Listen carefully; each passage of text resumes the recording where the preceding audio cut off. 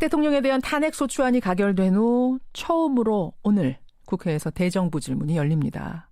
근데 여기에 황교안 대통령 권한대행이 출석해야 한다는 야당하고, 아니 이제는 권한대행인데 왜 출석을 해야 되느냐, 안 가겠다, 이런 황 대행이 한참 줄다리기를 하다가 결국 하루 전인 어제 출석하는 걸로 결정을 내렸죠.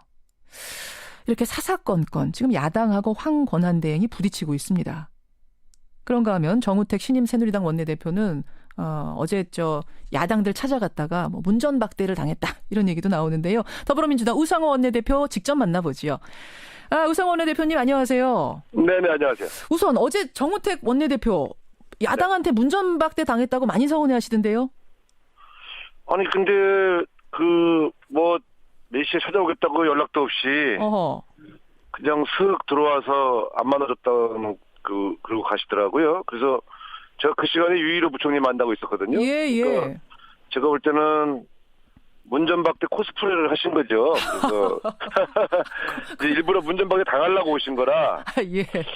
아니 내가 한 일주일만 냉각기를 갖자 그렇게 말씀드렸는데 굳이 또 와서 야당하게 숨어당하는 모습을 일부러 연출하시는 걸 보고 처음 인사치고는 좀 결례 아니냐 이런 생각이 들더라고요. 일종의 동정표 얻으려고 저거 코스프레 하신 거 아닌가? 야당이 만나주지도 않고 너무 오만하다 이런 모습을 연출하려고 하신 거죠. 그러니까 문전박대가 아니라 무단 침입이었다 이 말씀이시네요. 그리고 갑자기 쑥 들어오는 거는 좀 예의가 아니지 않습니까? 정우택 원내 제가 정우택 의원 대표실에 쓱 찾아가서 다른 사람 만나고 있는데 왜 안 만나주냐?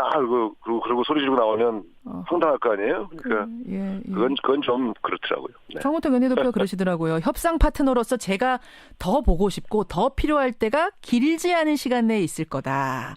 그때를 기다리겠다. 네. 냉각기 언제까지입니까? 다음 주쯤에 이제 연말 가기 전에 한번 봐야죠. 근데 이제 어쨌든 우리 국민들이 새누리당 당권을 주려고 이렇게 아둥바둥하는 친박 모습에 좀 굉장히 화를 많이 내시잖아요. 그래서 그 문제에 대한 경고를 좀 해야 되겠다 싶어서 한 일주일 정도 내놨기를 갖자고 한 겁니다. 상징적인 거군요. 예, 상징적인. 그렇죠. 어떻게 국회의원들이 뽑은 상대당 원내대표를 우리가 어떻게 인정 안 할 수 있겠어요. 그러나 알겠습니다. 여러 촛불 민심과 국민들 정서를 생각해서 약간의 경고 삼아서 한 일주일 정도를 안 뵈는 거고요. 다음 주쯤에는 한번 연락해서 뵙겠습니다. 네. 그나저나 오늘 대정부 질문에 안 나오겠다던 황교안 권한대행 어제 오후에 입장을 바꿔서 나오기로는 했습니다. 나오기로는 했는데 진행되는 일련의 과정 이거 어떻게 지켜보셨어요? 글쎄 나는 지금 대통령 탄핵 국면에서 대통령과 함께했던 그 친박 진영도 잘 이해가 안 가고요. 또 대행을 맡은 황교안 총리도 잘 이해가 안 가요. 무슨 사실은. 말씀이세요? 대행을 맡았다고 그래서 갑자기 급이 높아진 게 아니고 역할이 커진 거 아닙니까? 그러면 훨씬 더 겸허한 자세로 이 국가의 안정을 위해서 최선을 다해야 되겠다. 그래서 각계각층의 협조를 좀 받아야 되겠다. 이런 자세로 나와야지 갑자기 본인이 대통령 되신 것처럼 국회 안 나간다. 전례가 없다. 막 이렇게 나오시는 거는 대통령 탄핵됐는데 자기 급이 중요한가? 저는 사실 좀 그게 좀 의아했고요. 그래서 국무총리로서 대행을 하시는 거지. 그러면 총리로서 역할도 하시면서 대행을 하시는 것이지. 갑자기 이제 국무총리는 아니고 대통령 대행으로만 살겠다. 그러시는 것은 좀 아니지 않냐. 이렇게 충고를 드린 것이고요. 다행히 오늘 이제 출석하신다고 하니까. 다행이다, 환영한다 했습니다. 네. 근데 이번에 대정부 질문 출석 문제뿐만 아니라 지금 황교안 대행 행보를 보면 예상 외로 파격적인 행보가 이어지고 있어요. 마사 회장 인사를 하는가 하면 경제부총리 유임 결정도 하고 대통령과 같은 의전을 나한테 해달라 이거 요구하기도 하고 사실 과거에 이제 고건 권한대행 때하고 비교해 보면 그때는 상당히 관리형이었다면 이번에는 적극적이고 파격적이고 어떻게 보세요? 이 사뭇 다른 행보. 그러니까 이제 고건 총리 때는 탄핵을 슬퍼하면서 본인의 어떤 그런 처신을 굉장히 신중하게 하셨어요. 근데 이 황교안 총리께서는 탄핵을 기다렸다는 듯이 이렇게 말하면 좀 결례가 되겠습니다만 어허. 갑자기 권한 행사를 막 하시잖아요. 마치 기다렸다는 듯이 이걸로 네, 오해가 될 정도로. 우리 입장에서는 이분은 대통령 탄핵된 게 안 슬픈가? 그래서 예. 막 신이 나서 자기 역할을 하네. 그러니까 그게 좀 오히려 예. 좀 어색해 보여요. 근데 이제 물론 한편으로는 국가의 위기가 오지 않게 내가 최선을 다해야 되겠다 이런 자세로도 보이고요. 그래서 예. 저는 뭐 너무 의심해서 너무 괴롭힐 생각은 없습니다. 오늘 국회에 나오시는 것을 계기로 예. 앞으로 적극적으로 협조할 생각입니다만 어쨌든 이렇게 뭔가 본의 아니게 그 권한대행 자리를 즐기시는 것처럼 보이는 거는 별로 썩 좋아 보이진 않아요. 네. 그러니까 지금 야당하고 마찰이 빚어지는 걸 충분히 예상하면서도 뭐 인사권 행사한다든지 대정부 질문 출석 가지고 줄다리기 한다든지 이걸 예상을 황교안 대행도 충분히 할 텐데 왜 그럴까요? 왜? 그래서 저희가 이해가 잘 안 가는 거죠. 그러니까 일반적으로는 내가 총리로서 대행을 하는 것이지 예. 내가 대통령급은 아니다. 이런 겸허한 자세를 나오시면 오히려 예언을 막 해드리고 싶을 텐데 아하. 갑자기 의전은부터 막 이런저런 얘기가 나오니까 예. 이제 우리가 이상하네 이렇게 했던 이상하네. 거고요. 그러니까 그게 말이죠. 네. 지금 네. 친박 쪽에서 자꾸 대선 대안론, 우리 대선에 후보 네. 없는데 황 총리가 잘하면 우리 보수의 우리 여당의 후보가 될 수도 있는 거 아니야? 이런 얘기가 나옵니다. 막 공개적으로 나옵니다. 황교안 총리가 저는 못 들어봤는데. 못 들으셨어요. 네. 언론에서도 오르내리고 하는데 용꿈을 꾸는 건 아닌가 이런 생각들을 해요. 사람이라는 게 욕심이 한이 없지만 뭐 그럴 수 있죠. 그러나 그런 걸 감출 줄 알아야 더 큰 사람이 될 수 있죠. 근데 제가 볼 때는 아직 그런 포석에서 막 움직이고 있다고까지는 약간 학자 해석하는 것 같습니다. 그건 학자 해석이다. 네, 그 정도는 아닌 것 같고요. 네. 예.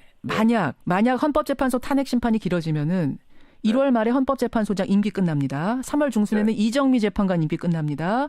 네. 그러면 이 둘에 대한 임명권은 원래 대통령한테 있습니다만 대통령 권한대행이 임명을 할 수도 있다? 아니다? 이게 법조계 의견이 엇갈리더라고요. 이런 전례가 없어서. 제가 볼 때는 아마 황교안 총리께서는 그 인사권을 행사하지는 않을 거로 보이고요. 근데 지금 행보로 봐서는 이것도 임명할 거란 관측이 많이 나오던데요.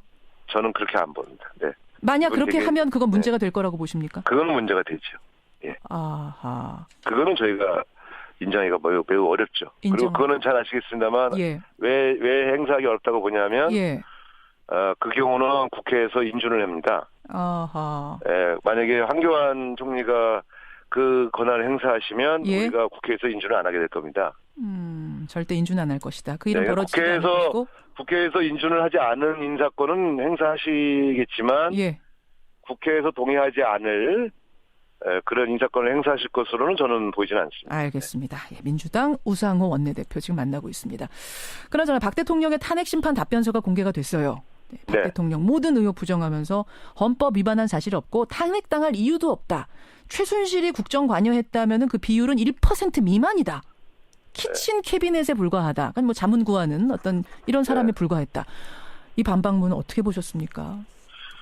글쎄 이제 원래 그 탄핵을 안 당하기 위한 목적으로 내는 이제 그 답변서기 때문에 이런저런 변명과 뭐 반대 논리를 채우는 거는 이해가 갑니다만 그 내용 자체들이 너무 졸렬하고 표현 자체가 예시들이 너무 황당해서 저는 오히려 매를 버는구나 이런 느낌이 들었어요. 그래서 물론 이제 공개되지 않을 줄 알고 그렇게 여러 가지 궤변을 늘어놨겠지만은 법률가들이 작성한 그 문서치고는 너무 좀 표현이나 논리들이 좀 졸렬하다.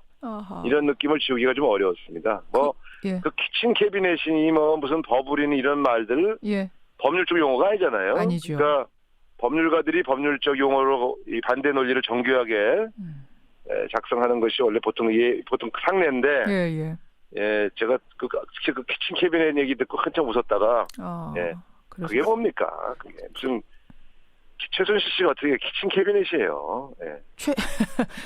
키친 캐비넷 정도도 될 수 없는 사람이다라는 말씀이세요? 아니면은 그걸 훨씬 넘어선다? 실질적으로 제가 어저께 이제 그 사람은 사실상은 오퍼레이터였다. 오퍼레이터였다. 네. 대통령을 조종자. 뒤에서 다 조종한 사람 아니니까. 그렇게 보세요. 그러니까 알겠습니다. 이제 캐비넷이라고 하는 거는 일종의 자문 기구거든요. 예, 자문. 예. 그렇죠, 그러니까 이제 그렇죠. 무슨 걱정될 적에 좀 들어오라고 그래갖고 이거 어떻게 했으면 좋겠냐 이렇게 물어보는 일종의 자문 역할을 하는 사람들을 말하는데 최순실 씨는 자기 사익을 위해서 대통령을 조종했잖아요. 인사, 연설, 정책, 무슨 이권 개입. 이건 외국의 키친 캐비넷 하신 사람들은 만약에 최순실하고 자기를 비교하면 정말 화낼 거예요. 진짜 키친 캐비넷들은 화낼 거다. 진짜 키친 캐비넷 화내죠. 네. 최순실 씨도 어제 재판정에 나서지 않았습니까? 모든 혐의를 완전히 부정했어요. 처음에는 자기가 네. 죽을 죄를 진 줄 알았는데 검찰의 조사를 받다 보니 네가 죄가 아니다라는 생각이 들었다는 겁니다. 이 얘기는 네. 역시 자신은 키친 캐비넷에 불과했다. 의견 줄 수 있었다. 이런 얘기를 똑같이 하고 있거든요. 그러면 왜 죽을 죄를 졌다고 그랬죠? 그때 검찰 입장할 때. 잘 몰라서 그랬대요. 제가 잘 몰라서 죽을 죄를 졌다는 거예요? 죽을 죄인 줄 알았답니다. 그때는. 자기가 한 일이 죽을 죄인 줄 알았다고요? 예. 이제 보니까 죽을 죄가 아니래요? 예. 죽을 죄는 아니고 무기징역 정도 죄면 될 거예요. 예. 아유, 제가 볼 때는 예. 대통령도 그렇고 최순실 씨도 그렇고 한때 권력을 농단하며 큰 소리 치던 사람들의 태도 치고는 예. 갑자기 자기들 변호와 자기만 살겠다고 나서는 모습에 오히려 저는 좀 어떨 때는 치근할 정도입니다. 치근할 어떻게 정도. 사람이라는 게 좀 당당하고 내가 국가를 위해서 그 정도 했다. 어쩔래. 수준은 아니어도 예. 뭐 좀 멋있게 이유를 대는 그런 모습은 있어야지 그냥 나는 그런 짓을 안 했어요. 뭐 살려주세요. 이건 좀 너무하지 않습니까? 알겠습니다. 예. 네, 우상원 원내대표님 오랜만에 출연하셨어요. 네. 예, 제가 질문 드릴 게 굉장히 많은데 오늘은 일단 여기까지 하고 조만간 또 한번 모시겠습니다. 네. 예, 고맙습니다.